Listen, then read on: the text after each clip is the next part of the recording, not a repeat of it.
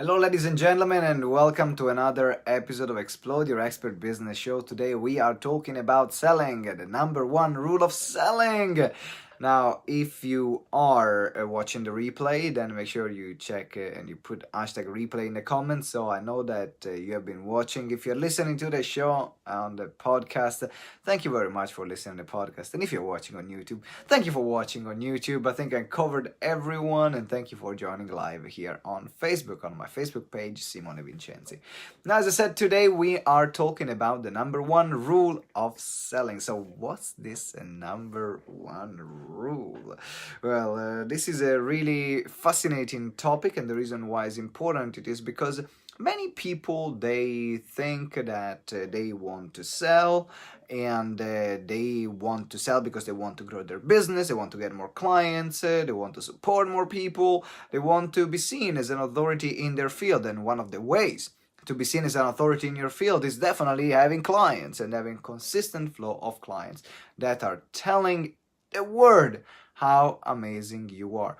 We've seen the power of this very recently. If you've been following the dispute between Tony Robbins and BuzzFeed, you see how many people stood up for Tony Robbins when there was, in particular, in this moment of need. And that's the biggest sign that you are an authority or a huge influencer in your field. So how do we get those clients, and what is the number one rule in selling?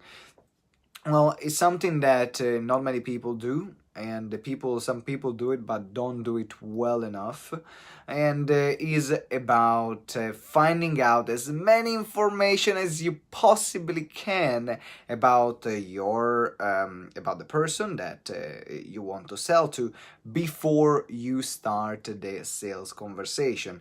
Now, why is this important? The reason why this is important is because if you don't do it, you're very likely going to sell the wrong thing. Maybe it's the right person, but you're gonna sell the wrong thing, or you might be selling the right thing, but in the wrong way, because everyone has different things that they value the most. However, if you do it in the right way and you get as many information, and I'm gonna share with you what kind of question you could ask to find out the information at the different stages of the sales process in a moment. But if you do it well, then you will be able to build a strong relationship with that client, with that potential clients, and also you will be able to have all the information that you need to sell your product or service in a way that is relevant to the person in front of you. And that's why this is so powerful.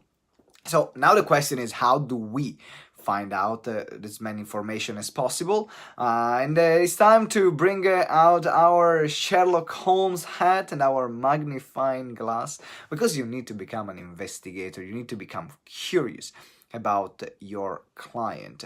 And in particular, if you are meeting someone, let's say on social media, you're meeting someone on social media, you're meeting someone through Messenger or LinkedIn, or maybe you're meeting someone at a networking event, or you get people approaching you after a speaking engagement.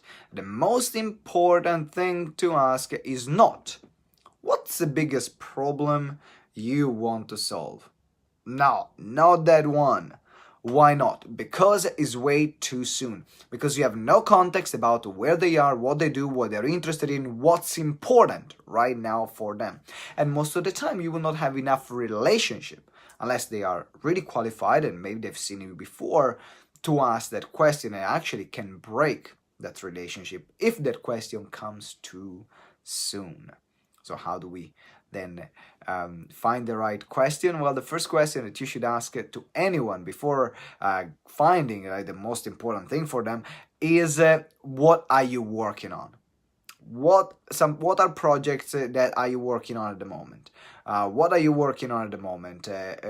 What is the most important thing you're doing at the moment? Now, the reason why this is important is because it also creates a matter of urgency. Now, we might have a lot of different problems. Let's say you're a business coach or life coach, and you go and solve people's businesses or business problems or people's problems. then the challenge becomes that sometimes there can be many challenges that they need to solve. But if you ask them what are you working on and what's most important for you at the moment, then first of all you start a conversation, and it gives you all the information that you need for to create and generate the context. So then the question, what's the biggest problem now, is relevant because it becomes a very, very specific for them. So it's a way for them to start talking broad and then narrowing down the right information that you need to sell those specific products and those specific services. Now, if we have, for example, you are a business coach, you are meeting someone that can be a potential client, you immediately ask, okay, what are you working on in your business? So what is going on there? Then it gives you immediately that landscape. Then in the next stage, then you can ask, what's the biggest problem and what's the biggest challenge that you're facing at the moment?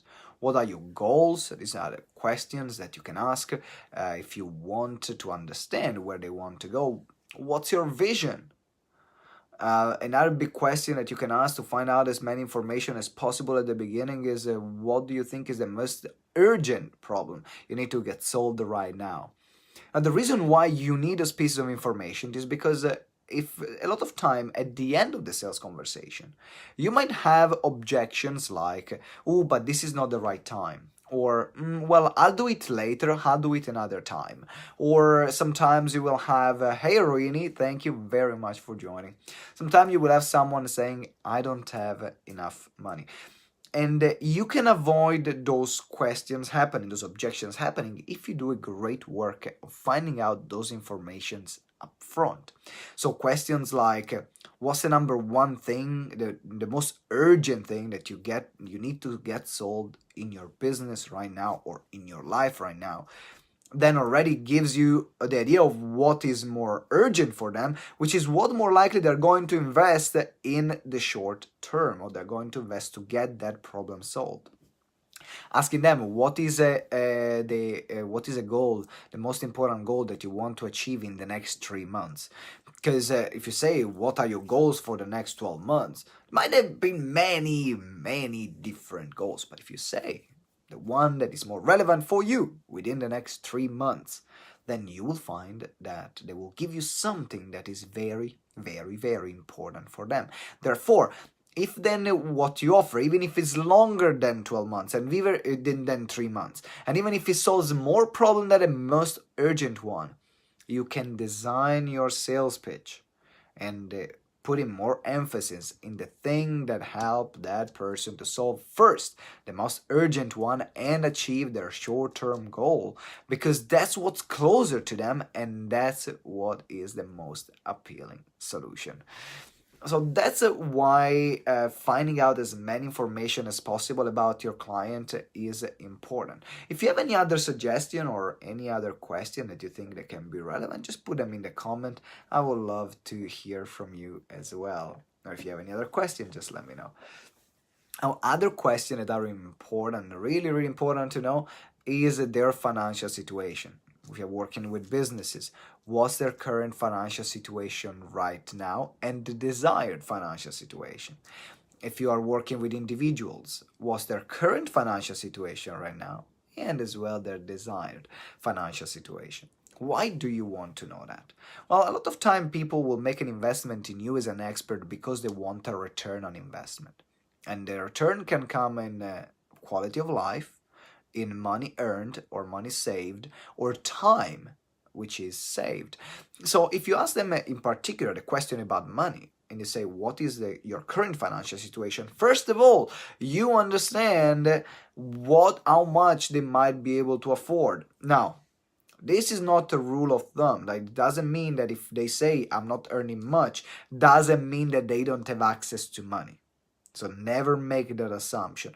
But at least you might preempt that there might be a conversation to be had about money if your coaching program or expert program or speaking fees are in the thousands and their budget is in the hundreds.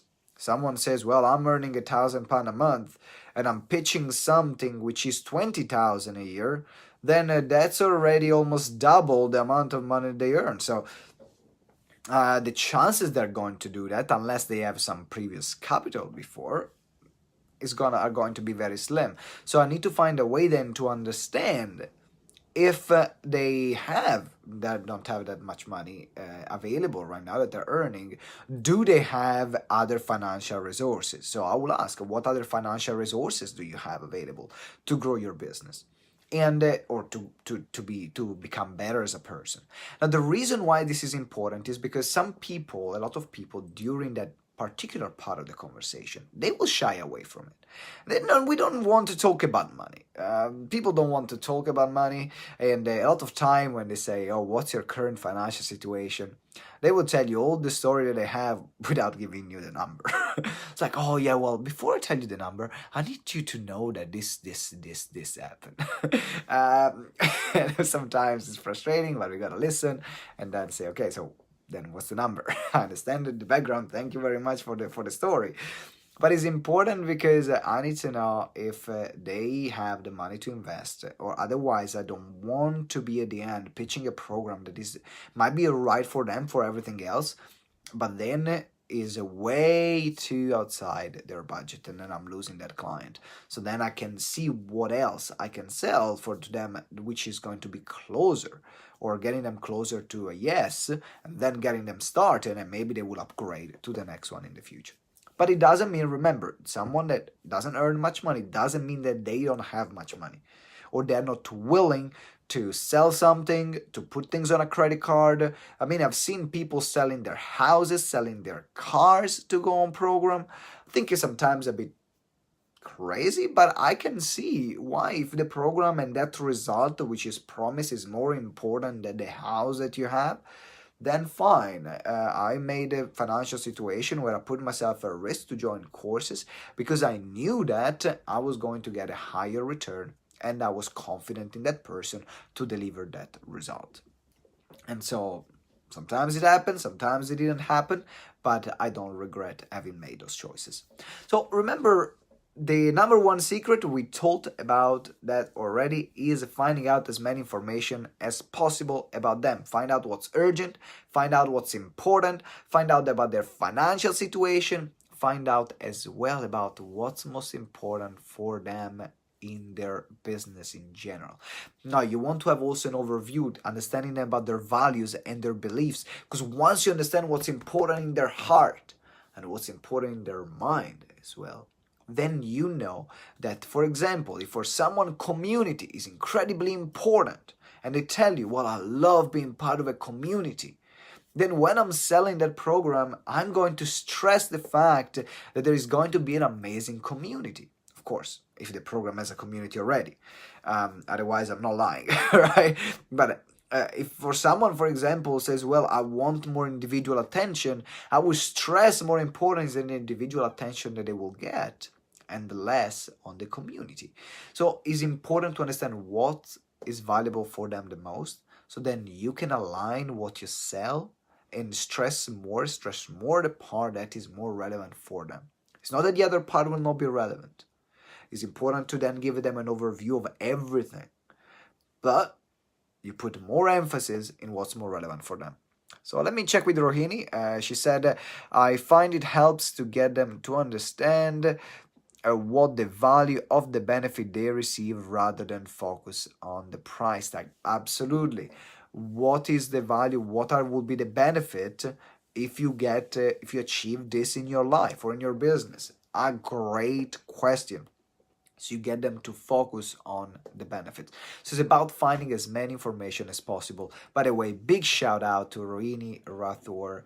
She's incredible in helping you, building your confidence, and also creating a great career for yourself. So make sure you connect with Rohini. She's one of our GTeX member and is an incredible person to be connected with. So now it's time for me to wrap up.